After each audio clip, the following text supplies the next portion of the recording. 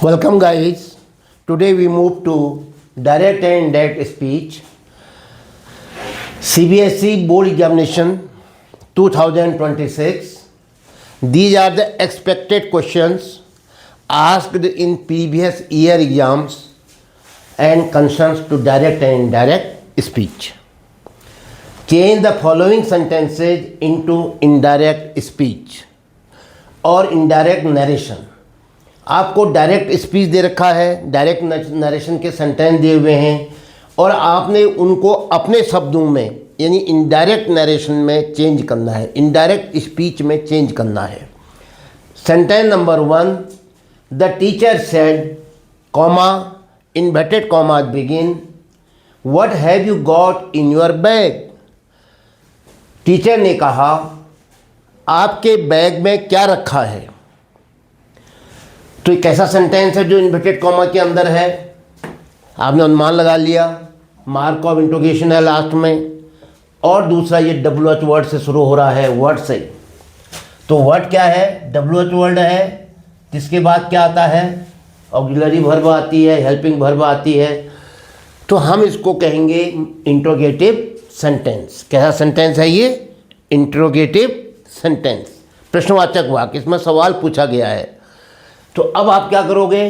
The teacher asked, ये नहीं पहचानोगे इस सेंटेंस को तो आप यहाँ पर आस्क्ड नहीं कर पाओगे. तो रिपोर्टिंग वर्ब चेंज होगी, सेड किस में चेंज हो जाएगी? आस्क्ड में. तो क्या कहोगे? The teacher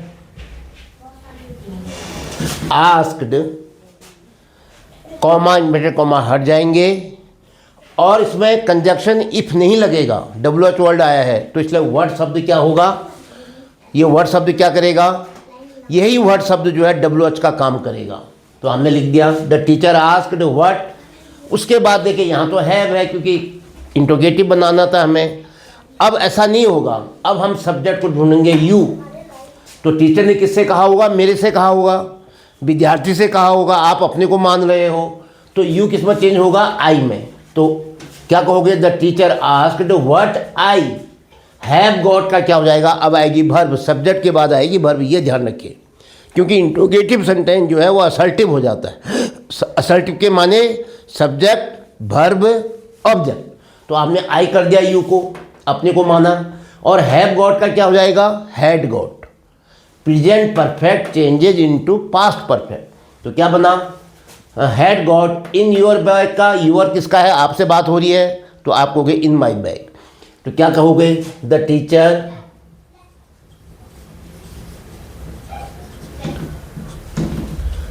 asked, comma inverted comma हटा, व्हाट आएगा? कंजक्शन. उसके बाद क्या कहोगे? सब्जेक्ट क्या आएगा? आई. फिर क्या होगा? हैव गॉट का हैड गॉट. उसके बाद क्या आएगा? इन योर बैग का क्या हो जाएगा? इन योर की जगह में हो जाएगा इन माई. योर बदल जाएगा माई में, इन माई बैग. और वाक्य में से क्वेश्चन मार्क हट गया, वाक्य असर्टिव बन गया, स्टेटमेंट के रूप में आ गया. Next number 2, I said to him I promise to be punctual in future. मैंने उससे कहा मैं प्रतिज्ञा करता हूँ भविष्य में मैं नियमित बनूंगा, अनुशासित बनूंगा. तो क्या होगा? कैसा सेंटेंस है ये है आपका असर्टिव स्टेटमेंट. तो इसलिए सेड टू किस में चेंज होगा? टोल्ड में. आई टोल्ड हिम, कॉमा हटेगा, इन्वर्टेड कॉमा हटेगा और ये क्या बनेगा? कंजक्शन क्या लगेगा? डैट. अब आई किसके लिए कहोगे? जो आदमी बोल रहा है, बोलने वाला आई है. यहाँ भी आई था तो आई का आई ही रहेगा. अब आई प्रॉमिस का क्या हो जाएगा? आई प्रॉमिस्ड, मैंने प्रतिज्ञा की. क्योंकि यहाँ पास्ट टेंस है तो इसको भी पास्ट टेंस करोगे. टू बी का टू बी ही रहेगा क्योंकि ये इन्फिनिटिव है. Punctual in future. तो क्या बना? I told him that I promised to be punctual in future. क्या कहोगे? आई told him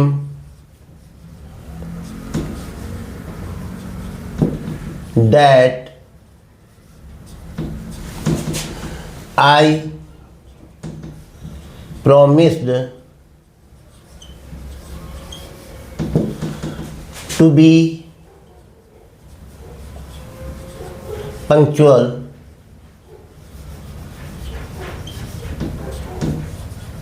in future.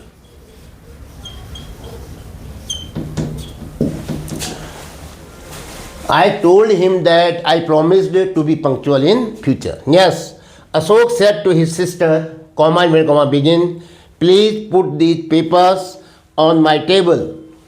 Ashok ने अपनी बहन से कहा, कृपया इन पेपरों को मेरी टेबल पर रख दीजिए। तो ये प्लीज शब्द से आपने अनुमान लगाया प्लीज से, और दूसरा देखिए वर्ब से शुरू हो रहा है, put these papers on my table. तो प्लीज से का मतलब है ये वाक्य कैसा है, इंपरेटिव है, और प्लीज आने की वजह से आपको हो गई ये वाक्य रिक्वेस्ट का है, ऑर्डर का नहीं है, एडवाइस का नहीं है। तीन चीज़ें ध्यान रखो, रिक्वेस्ट, ऑर्डर, एडवाइस। तो यहाँ पर प्लीज आया है, इसको बदल दोगे, सेट टू किसमें चेंज हो जाएगा, रिक्वेस्टेड। क्या बनेगा, Ashok requested his sister, comma inverted comma हट गया, प्लीज की जगह में आपने रिक्वेस्टेड कर दिया। अब आया वर्ब की फर्स्ट फॉर्म पुट, रख दीजिए। तो इसको क्या करोगे, इन्फिनिटिव में चेंज कर दोगे। क्या हुआ इन्फिनिटिव, पुट के आगे टू लगा दोगे, टू पुट दीज पेपर्स का those papers, on my table का माई कौन कह रहा है, अशोक कह रहा है, बोलने वाला अपने लिए फर्स्ट पर्सन यूज करता है, तो इन हिज टेबल हो जाएगा। तो क्या बना, थर्ड में बताओ, Ashok requested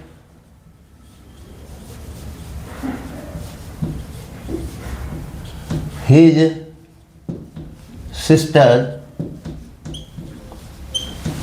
Ashok requested his sister, comma में कॉमा हटा, टू पुट, प्लीज तो यहाँ चला गया, रिक्वेस्टेड में चेंज हो गया, अब पुट आया है तो उसके आगे लिखोगे टू पुट। दीज पेपर्स का क्या होगा, दीज का क्या हो जाएगा, those.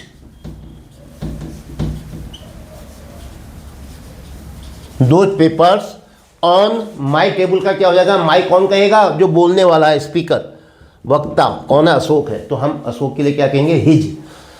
To put those papers on his table किया जाएगा। नंबर 4 क्या दिया है, I said to my friend, मैंने अपने मित्र से कहा, comma inverted comma begin, let us go out for a walk in such a fine weather, इतने अच्छे मौसम में हमें घूमने जाना चाहिए। इन वाक्यों के जो इनका स्ट्रक्चर है इस पर विवाद है, कुछ लोग इसको क्या मानते हैं, असर्टिव, कुछ मानते हैं इसको इंपरेटिव, लेकिन हम इनको मानते हैं लेटर्स वाले वाक्य, ऐसे समझ लो आप। तो लेटर्स वाले वाक्य क्या हुए, ये बदल जाता है दे शुड में। अगर यहाँ देखो ये सब्जेक्ट और ये ऑब्जेक्ट में कहीं पर फर्स्ट पर्सन इन्वॉल्व है, फर्स्ट पर्सन का मतलब आई, वी, मी, माई, वी का अस, अवर। फर्स्ट पर्सन आप जानते हो जो बोलने वाले अपने लिए यूज करते हैं, जैसे मैं अपने लिए मैं कहता हूँ, मेरा कहता हूँ, हाँ, और मुझे कहता हूँ, ऐसे ज़्यादा लोग होंगे हम, तो हम अपने लिए हम कहेंगे, हमारा कहेंगे, हमको कहेंगे। तो अगर ये इन्वॉल्व है कहीं पर सब्जेक्ट या ऑब्जेक्ट में तो लेटर्स बदल जाएगा वी शुड में। किस में बदल देगा, वी शुड में, अन्यथा क्या होता है लेटर्स का, दे शुड। अब यहाँ देखिए आई आया है, आई क्या है, फर्स्ट पर्सन, तो आई अगर फर्स्ट पर्सन है तो यहाँ पर अब अपने आप लेटर्स किस में चेंज होगा, वी शुड में, ये भी ध्यान रखिए। और यहाँ पर लेटर्स वाले वाक्यों की जो रिपोर्टिंग वर्ब है सेट टू, ये चेंज होगी सजेस्टेड या प्रपोज्ड टू। मैंने प्रस्ताव रखा अपने दोस्तों के साथ, आई प्रपोज्ड माई फ्रेंड, क्या लिखूं मैं, आई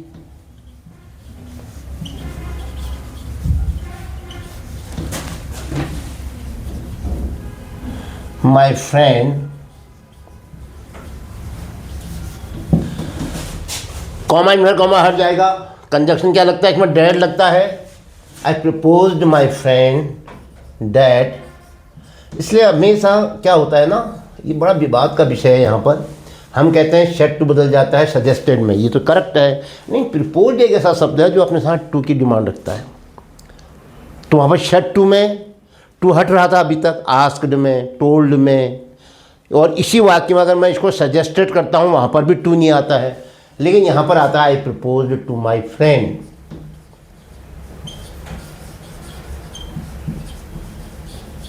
केवल प्रपोज के साथ ऐसा होता है, बिना प्रिपोजिशन के इसको हम नहीं लिख पाते हैं। तो इसलिए I propose to my friend that we should हो जाएगा। अब आप बताइए वी शुड क्यों हुआ है? अभी तक तो हम दे शुड कर रहे थे लेटर्स को। अरे इसमें क्या है, सब्जेक्ट में आई इन्वॉल्व है। आई क्या है? First person. जब फर्स्ट पर्सन इन्वॉल्व होता है तो हम लेटर्स को वी शुड में चेंज कर देते हैं, दे शुड की जगह में। We should go out, we should go out for a walk.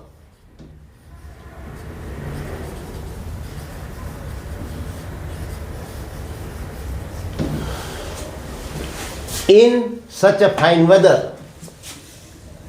in such a fine weather.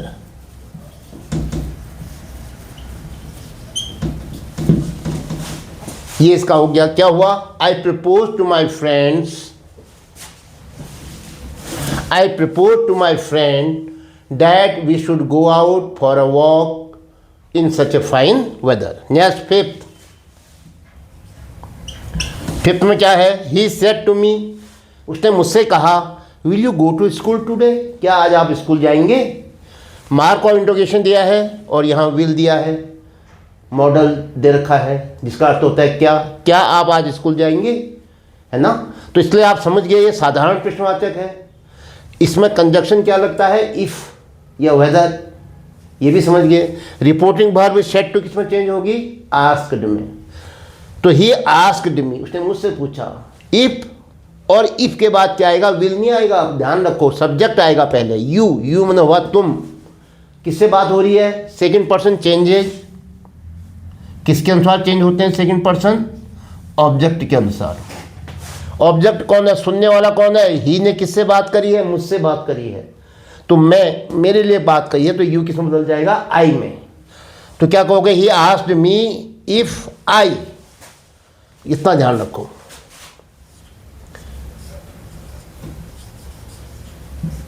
He asked me if आई, ये ध्यान रखना है पहले। इफ के बाद सब्जेक्ट आएगा। अब भर्ब छांटो। आधा भर्ब पहले आ गया है क्वेश्चन बनाने के लिए, विल। और विल के बाद क्या है? गो। विल गो का क्या हो जाएगा? वुड गो या शुड गो। आई के साथ क्या लिखूं मैं? Should go. If I should go, if I should go to school today का that day.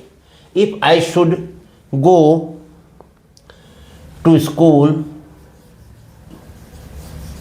Date day. Today का क्या हो जाएगा? That day.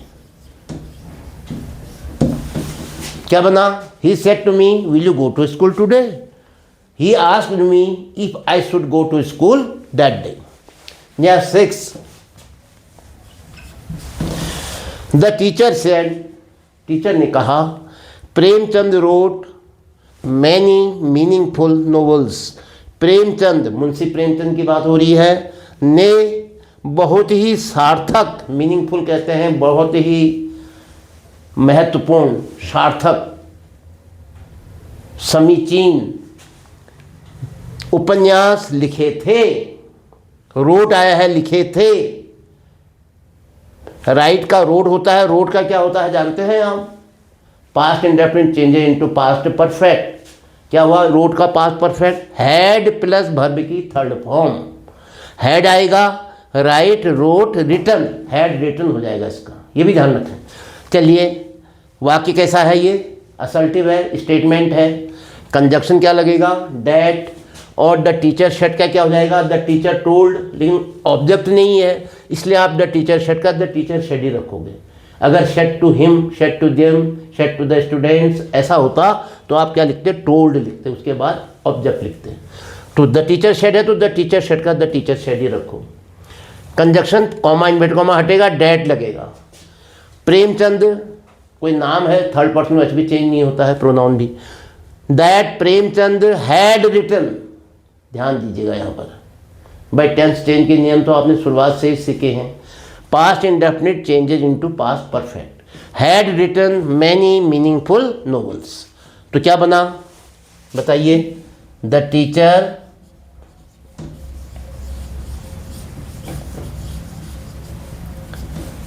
said that the teacher said that Premchand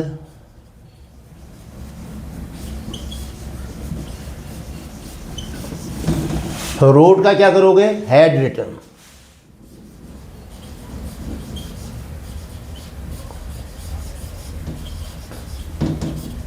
had written many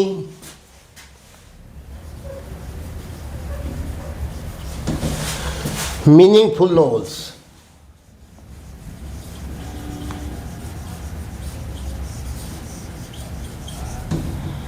meaningful novels. एक बार फिर से देखो। The teacher said comma inverted comma begin Premchand wrote many meaningful novels. The teacher said that Premchand had written many meaningful novels. तो ये चीज़ थी आज जो आपने सीखे। ये जो प्रश्न हैं, ये जो सेंटेंसेज हैं, ये पिछले वर्षों के एग्ज़ाम में आए हुए प्रश्न हैं, उनको संकलित करके ये आपके सामने रखे हैं और इससे आपको अनुमान आ गया कि एग्ज़ाम में किस प्रकार के प्रश्न पूछे जाते हैं। तो ध्यान रखिए, 4 मार्क्स का डाइट इन डाइट आता है 10th बोर्ड के एग्ज़ाम में और 5 प्रकार के वाक्य होते हैं। अफर्मेटिव या ये कहिए असल्टिव, इंट्रोगेटिव, इम्पेरेटिव, एक्सक्लेमेटिव और ऑप्टेटिव। इन्वर्टेड कॉमा के अंदर जो सेंटेंस है वो कौन सा किस टाइप का सेंटेंस है ये पहले पहचान लो, उसके अनुसार रिपोर्टिंग वर्ब चेंज होगी, उसके अनुसार कंजक्शन लगेगा। इसके साथ ही आज का ये वीडियो यहीं पर समाप्त होता है। जय हिंद।